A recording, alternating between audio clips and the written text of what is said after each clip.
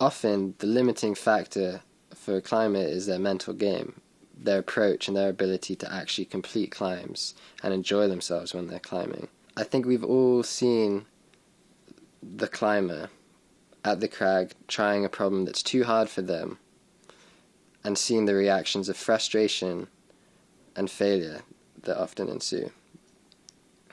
Typical responses of, "Why can't I do this? Oh, I'm just not strong enough. What? What's going on? I don't understand." These are common and understandable, yet avoidable. The important point to realize is that in having some of these responses, the ease in which one can fall into bad mental habits and the importance in avoiding the traps. It's easy to get sucked into ideas of failing and not being able to reach the goals that you'd like to, at least for that day. The obvious question is what to do when these negative thoughts come into your mind, and using that frustration and like putting it into a positive approach.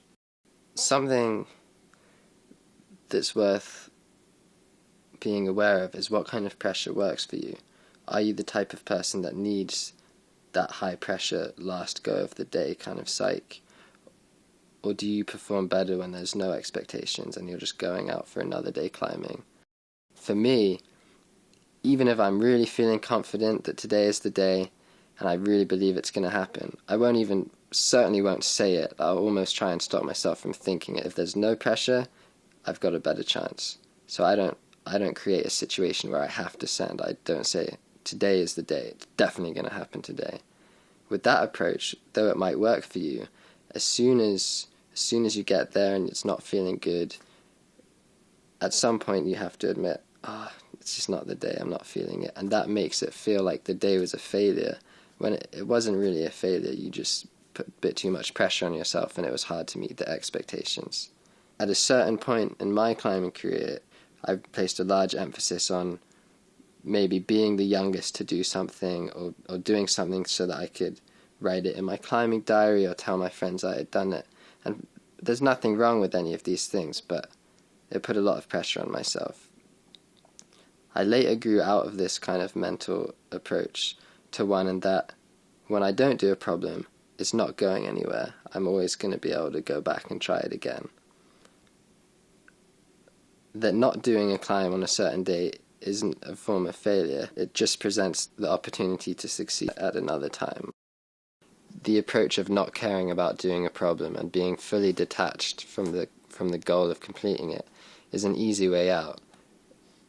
A way out that suggests you always win, because if you do the problem, you get the enjoyment of doing it, and if you don't, then it's nobody's loss because it's not going anywhere, and neither are you. Of course, you still want to do it, but the reasons that you want to do it come more from wanting to climb the problem in a way that actually the process is enjoyable. If I do it, great, and if I don't, I can still learn things from that session. But I'm still interested in that question, why was today not the day? Some of what I've been saying can be summed up by the simple mental goal of detaching yourself from the end goal. I do care about doing the problem and reaching the end goal, but I feel a certain detachment of the time scale or the urgency to do it immediately. I want to piece together the moves because that is the goal of climbing. In some sense, I'm confident that I can climb most problems. I feel like I'm able to do them. And because the problem of can I do this, is it going to happen, because that problem sort of doesn't exist in some sense, it's already been overcome, the problem for me, the challenge then becomes, how am I going to do it? Not if it's going to happen. How am I going to climb this thing? What method am I going to use? What's the best possible way that will bring me the most enjoyment, that's not painful, not stressful or forceful?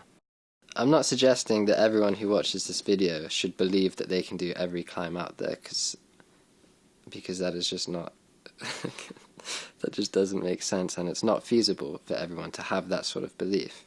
But what I'm suggesting is the reason I have this confidence is because this is my base level goes up to a certain level, and over time I've proven to myself that I can climb things within this certain range. This is why I stress the importance of the base, and what your base level is, the level that you can climb with 100% confidence. The importance of this base level idea is that you can have that same confidence too, that same 100% self-belief, but it's just directly related to that level. If you climb V7 consistently, and maybe you've climbed V11, it doesn't make sense for you to have that confidence that I can climb every V11. You would maybe have that confidence that you can climb every V7. It's all relative to that base level. But if you can raise that base level so that you're climbing V8s consistently, maybe V9s, then presumably that limit would move up, because you'll be gaining all this experience climbing to V9s, and you'll truly believe that you can do any one that you encounter. And I think that building that sort of self-confidence relative to your base eventually will allow you to take everything as possible and not done before you've done it, but achievable, and thus releasing or relieving that pressure. And once that happens, then I think the possibilities are endless.